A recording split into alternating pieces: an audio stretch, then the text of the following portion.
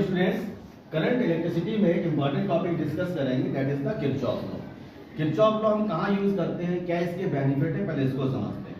ये कोई भी सर्किट ऐसा है जिसको आप जस्टिफाई नहीं कर पा रहे देख के कि ये सीरीज कॉम्बिनेशन है या पैरेलल कॉम्बिनेशन में। ऐसा क्यों होगा? हो सकता है कुछ सर्किट के अंदर बहुत सारी बैटरीज लगी हो, सेल्स लगे हो, या रजिस्टर्स के कॉम्बिनेशन रिकॉग्नाइज ना हो पा रहे हैं। ठीक है, तो ऐसी सिचुएशन में किसी भी कॉम्प्लिकेटेड सर्किट का सॉल्यूशन बनाने के लिए एक लॉ काम में आता है, that is called the Kirchhoff law. जरूरी नहीं कि हम केवल कॉम्प्लिकेटेड सर्किट का ही सॉल्यूशन बनाएं, किसी भी टाइप के सर्किट का सॉल्यूशन बड़ी आसानी से बना सकते हैं किरचॉफ लॉ। अच्छा, अब किरचॉफ लॉ जो होता है उसके टू पार्ट्स होते हैं, यानी कि टू लॉज में डिवाइड होता है। पहला लॉ जो होता है उसको बोलते हैं करंट लॉ। क्या बोलते हैं? Current law.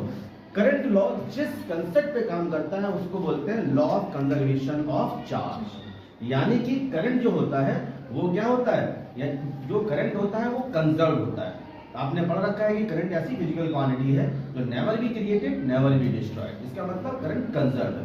तो होगा क्या, आप देख रहे हैं इस डायग्राम में कि 8 एम्पियर का करंट जो आ रहा है और 5 एम्पियर का करंट इस डायरेक्शन में और 3 एम्पियर का करंट इस डायरेक्शन में। तो क्योंकि करंट कंजर्व है तो पूरा जो करंट है वो देखिए 5 एम्पियर एंड 3 एम्पियर। तो अगर मान लीजिए इसी को रिवर्स डायरेक्शन में करें 5 एम्पियर और 3 एम्पियर, तो इस डायरेक्शन में 8 एम्पियर जाएगा। यानी जितना करंट है उतना ही टू पार्ट्स में डिवाइड हुआ है। अगर इन दोनों को हम सम करेंगे तो उसका रिजल्ट हमें 8 एम्पियर मिलेगा। इस लॉ को हम लोग बोलते हैं क्या? इसको बोलते हैं किरचॉफ का करंट लॉ। कौन सा लॉ?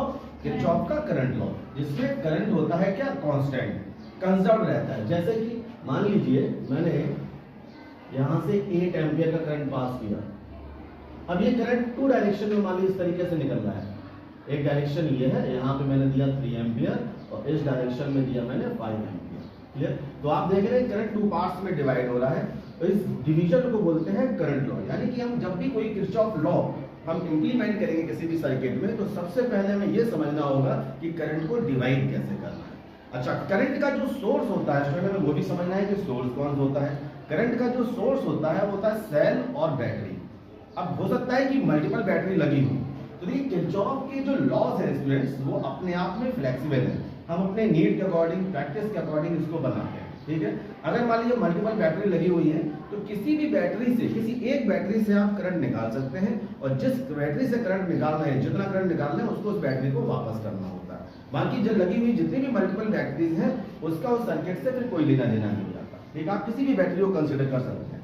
जनरली हम क्या करते हैं अपने कैलकुलेशन को आसान बनाने के लिए, जनरली सामान्यतः इट्स नॉट अ कंपल्सरी, आप वो बैटरी कंसिडर करिए जिसका पोटेंशियल ज्यादा है। ठीक है, फिर भी हम डेटा को देख लेते हैं। अगर मान ली कहीं 13 वोल्ट है, कहीं 12 वोल्ट है, कहीं 2 वोल्ट है, तो मुझे लगेगा कि 2 वोल्ट की बैटरी से मेरा कैलकुलेशन आसान हो जाएगा, तो आप उस पर भी जा सकते हैं। आपकी चॉइस पे भी डिपेंड करता है, आपकी कैलकुलेशन, आपकी प्रैक्टिस और आपके एक्सपीरियंस पे भी डिपेंड करता है। ठीक है, किसी भी बैटरी से करंट निकाल सकते हैं, किसी भी बैटरी को आप सिलेक्ट कर सकते हैं। दूसरा लॉ होता है स्टूडेंट्स, को बोलते हैं वोल्टेज लॉ। कौन सा? Voltage law. नेक्स्ट स्लाइड पे चलते हैं और इसको देखिए। यहाँ देखिए पहले वाले में फर्स्ट लॉ मैंने दिखा रखा है कि A plus B plus C, यानी कि जितने भी ये करंट के लॉज आ रहे हैं, ये जितने भी सोर्स है 1 2 3 4 5, ये क्या है, किसी जगह से करंट को पास कर रहे हैं। तो A plus B plus C, A plus B plus C plus D। ऐसा क्यों बोला? ये वो करंट है जो करंट विड्रॉल हो रहा है, निकल रहा है। ठीक है, यानी कि आने वाला करंट इक्वल टू जाने वाला करंट होता है। जितना करंट हम इनपुट करते हैं उतना ही करंट हमें वापस हो जाता है। ठीक है, तो 3 पोजीशन से करंट आ रहा था और 2 पोजीशन से करंट जा रहा था, तो आने वाला करंट बराबर जाने वाला करंट यहाँ पर हम यूज कर सकते हैं। ठीक है ना, तो इसको भी बोलते हैं क्या? लॉ ऑफ, ये कौन सा लॉ है हमारा? Current law. कौन सा है ये? Current law. इसको समझ सकते हैं डायग्राम से। जैसे कि मान लीजिए एक सोर्स है, इस सोर्स से ये मैंने 3 करंट पास कर दिए, 2 एम्पियर 3 एम्पियर और 2 एम्पियर। टोटल करंट कितना हो गया स्टूडेंट्स? 7 एम्पियर। तो इसका मतलब क्या हुआ कि यहाँ से तो करंट आउट हो रहा है और ये जो करंट मैंने यहाँ पे 2 पास किया हुआ है ये कैसा है? 5 एम्पियर और 2 एम्पियर।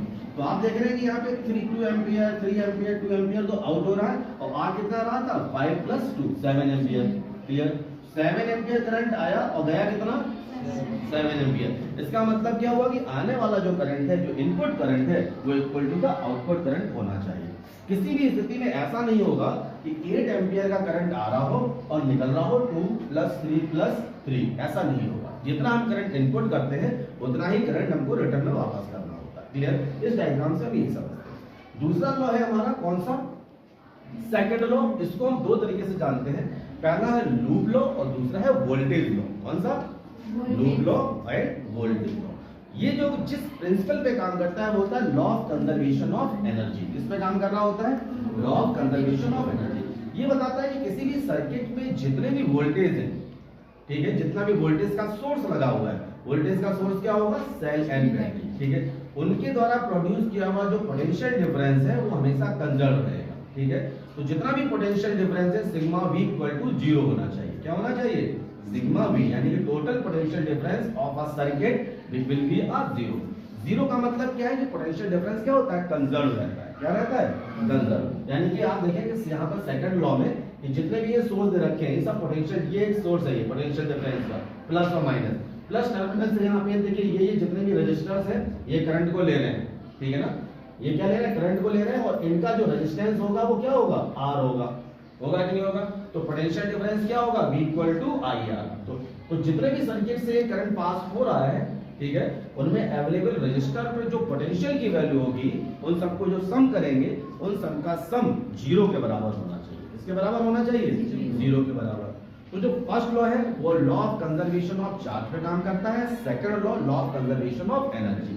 फर्स्ट लॉ में हम करंट को डिवाइड करते हैं किसी भी सोर्स वोल्टेज से, एंड सेकंड लॉ में हम टोटल पोटेंशियल मेजर कर रहे होते हैं जिसकी वैल्यू 0 के बराबर होती है। ठीक है, तो आपने डायग्राम के थ्रू यहाँ पर फर्स्ट लॉ और सेकंड लॉ को समझा। अब हम एक छोटा सा एग्जांपल देके हम ये प्रूव कर सकते हैं कि किरचॉफ लॉ कैसे काम करता है। ठीक है, तो आप देखिए मैं यहाँ पर आपको एग्जांपल के थ्रू समझाता हूँ।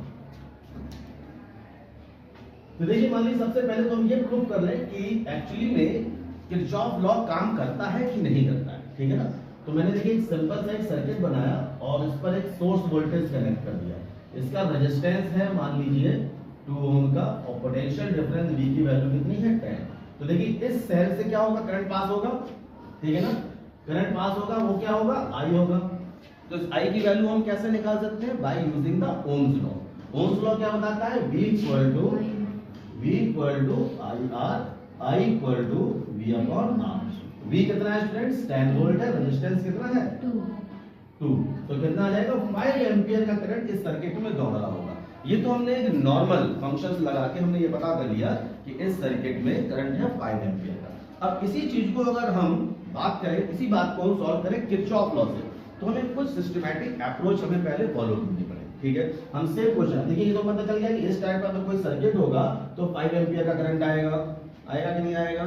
तो किरचॉफ लॉ को सॉल्व करने के लिए अपने कुछ सिस्टमैटिक एक प्रोसेस है, उस सिस्टमैटिक प्रोसेस से हमें गुजरना होता है। ठीक है, हालांकि ये जो प्रोसेस है ये लेंथी, अभी तो आपको लेंथी लगेगा, लेकिन जब हम किसी भी कॉम्प्लिकेटेड सर्किट को सॉल्व करेंगे तो इसी प्रोसेस से हमें गुजरना पड़ेगा। ठीक है, तो पहला प्रोसेस क्या होता है स्टूडेंट्स? नंबर 1 हम क्या करते हैं? हम ये डिसाइड करते हैं कि पूरे सिस्टम पे नेमिंग। क्या डिसाइड करते हैं? सबसे पहले सिस्टम का नाम डिफाइन करते हैं। ठीक है, जितने भी पॉइंट्स हैं इन सभी को नाम देना।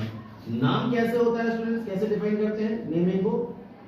By using the junction and by using the node. Clear? तो सबसे पहले ये समझ लें कि जंक्शन किसको बोलेंगे और नोड किसको बोलेंगे।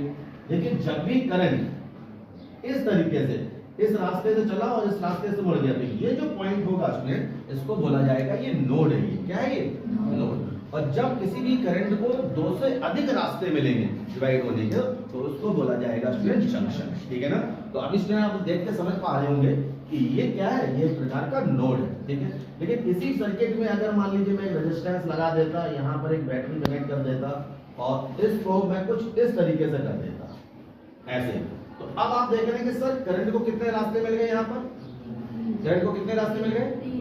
3 रास्ते, यानी कि एक करंट इधर को चला जाएगा, एक करंट इधर चला जाएगा। तो ये जो पॉइंट होगा स्टूडेंट ये कहलाता है जंक्शन। क्या कहलाता है? जंक्शन।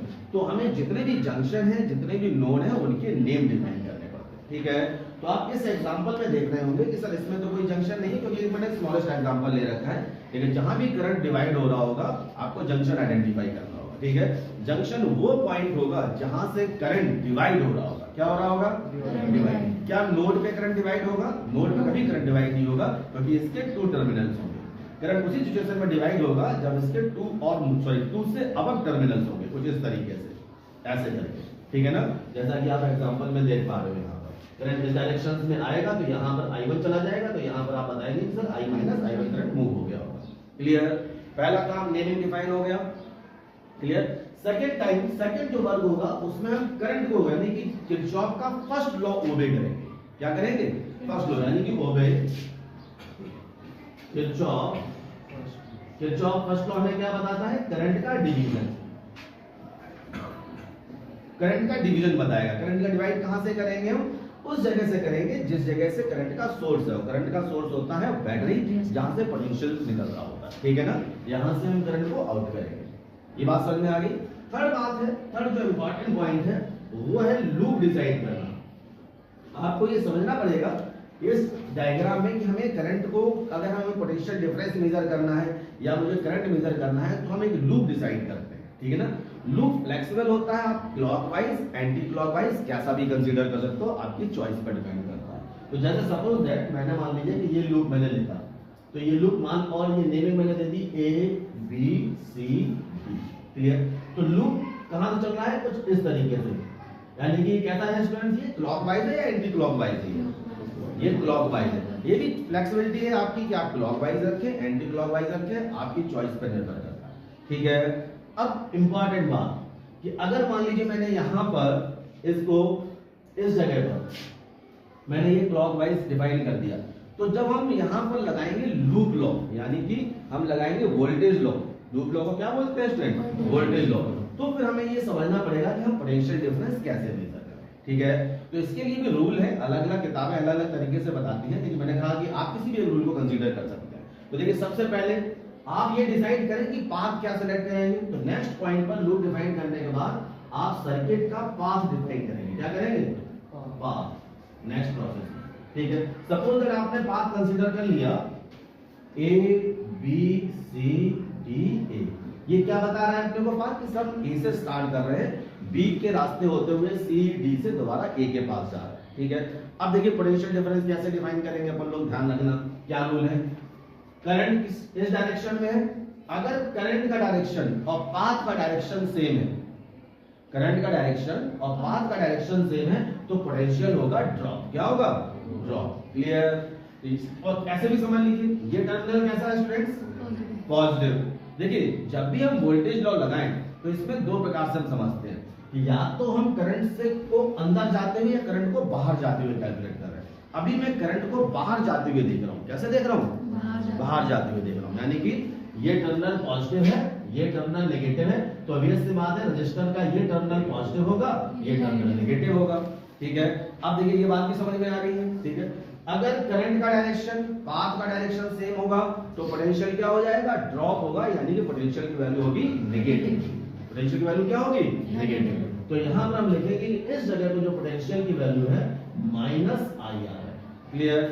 अब देखिए, इस डायरेक्शन से घूमते घूमते घूमते ये सेल आ गया, सेल आया, सेल देखिए बाहर जाते हुए लिख रहे हैं अपन लोग। ऐसा नहीं करना कि इसको बाहर और इसको अंदर, एक ही रूल अपनाना है। अगर हम बाहर जाते हुए लिख रहे हैं, ठीक है, तो सारे के सारे जितने भी सर्किट्स हैं, जितने भी कंपोनेंट्स लगे हुए हैं सर्किट में, सभी को बाहर जाते हुए लिखना है, ठीक है?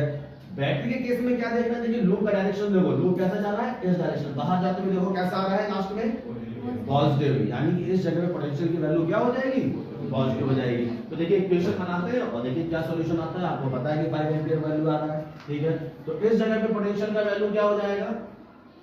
I का वैल्यू हमें पता नहीं है, I का वैल्यू पता नहीं, लेकिन रेजिस्टेंस कितना है? 2 ओम का। कैसी वैल्यू आएगी इसमें? नेगेटिव या पॉजिटिव? नेगेटिव आएगी। क्यों? बाहर जाते हुए। अगर करंट का डायरेक्शन पाथ का डायरेक्शन सेम है, potential will be negative. Current का डायरेक्शन पाथ का डायरेक्शन सेम है on a resistor, potential will be negative. Clear? V = IR। Similarly path के डायरेक्शन में जाते हुए देखें, बाहर वाला टर्मिनल कितना जा रहा है यहाँ पर? बोलो कितना आ रहा है? 10 = 0। ये जो 0 लगा रहा हूं, इसी को बोला जाता है लूप लॉ। इसको क्या बोलते हैं? लूप लॉ या वोल्टेज लॉ। वोल्टेज लॉ हमें ये समझाता है कि किसी भी सर्किट में available total potential must be equal to 0 होना चाहिए। कितना होना चाहिए? तो क्योंकि इसमें एक ही रेजिस्टेंस लगा हुआ है, एक ही यहाँ पे सेल लगा हुआ है तो हमने दोनों का यहाँ पे इस्तेमाल किया है। This is the register, this is the value of potential, यानी कि पोटेंशियल डिफरेंस। क्लियर? दोनों का सम किसके बराबर? 0 के बराबर। अब देखिए यहाँ पे सोल्व करते हैं इसको। इसका मतलब क्या हुआ? 2i = 10 के बराबर और i का वैल्यू कितना है स्टूडेंट्स? 5 एम्पीयर। तो देखिए किरचॉफ लॉ से भी हमने वही वैल्यू फाइंड कर ली जो हमने नॉर्मल लॉ ऑफ ओम्स का यूज करके किया था। हमने ओम्स लॉ से भी करंट का वैल्यू फाइंड किया, हमने किरचॉफ लॉ से भी करंट का वैल्यू फाइंड किया। ये ओवरऑल कांसेप्ट था आपका किरचॉफ लॉ का। Thank you so much.